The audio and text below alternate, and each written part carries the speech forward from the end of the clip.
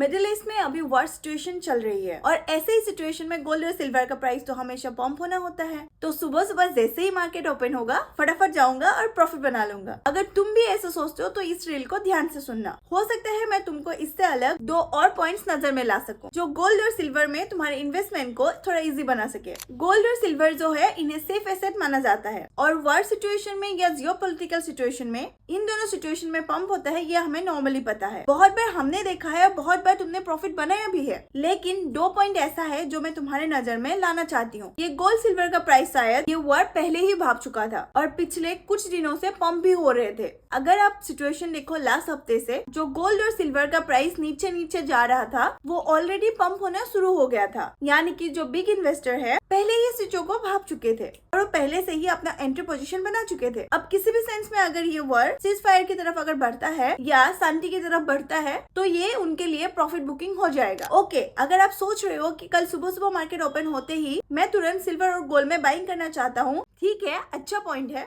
लेकिन तुम ध्यान रखना कि प्राइस पहले से ही पंप हो चुके हैं। अगर सीज फायर की न्यूज आती है तो आपको प्रॉफिट देखने को मिलेगा, प्रॉफिट बुकिंग देखने को मिलेगा और अगर आपने बाइंग करी होगी तो हो सकता है आप टॉप बायर बन के रह जाए। अगर तुम कल मार्केट में बाइंग करने का सोच रहे हो तो फिर इस रील को एक बार कंसिडर कर लेना और अपने दोस्तों के साथ भी जरूर शेयर कर देना जो वॉर की सिचुएशन को लेकर टेंशन में है। आदियोस अमिगोस, बाय बाय।